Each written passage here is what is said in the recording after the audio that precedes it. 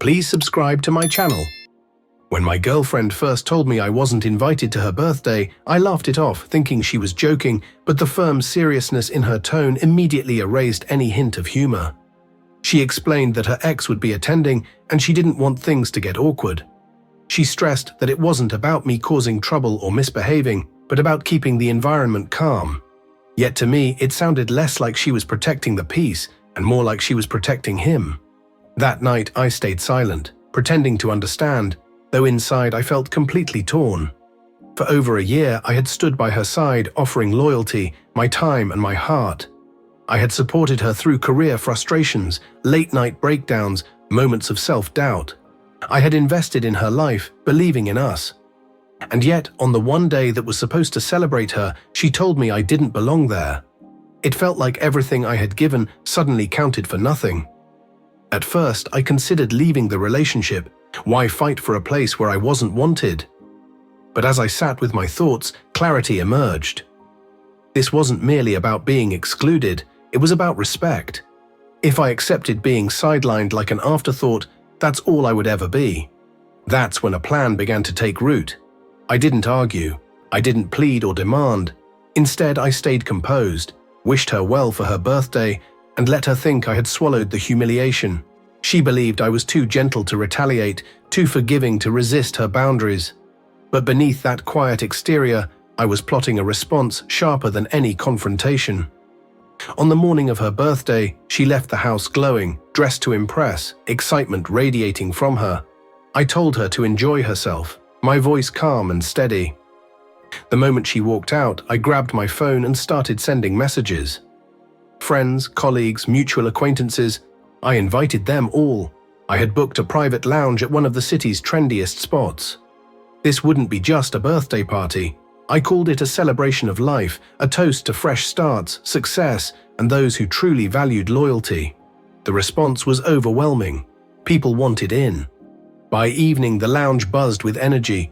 Music filled the air, glasses clinked, laughter rolled through the crowd.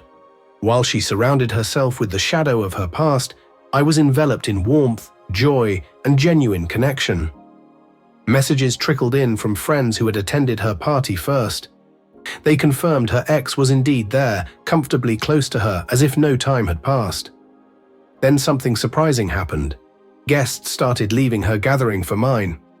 By nightfall, my celebration was bigger, livelier, and far more vibrant than hers. Around midnight, standing in the center of the lounge, amid smiles, music, and photos, flooding social media, my phone lit up. It was her. Anger dripped from her voice as she accused me of stealing her guests, of humiliating her. I replied calmly, "You didn't invite me to your party, so I made my own." Seems people prefer honesty over awkward secrets. Her fury wavered into unease. She realized her carefully curated evening had collapsed under the shadow of mine. Pictures of me laughing, toasting, standing beneath a banner proclaiming new beginnings were everywhere. Suddenly, she was the outsider, not me. The next day, she tried to patch things over. She said I had gone too far, that she only wanted to avoid drama. But I had made my choice. I told her plainly, love without respect is just a performance.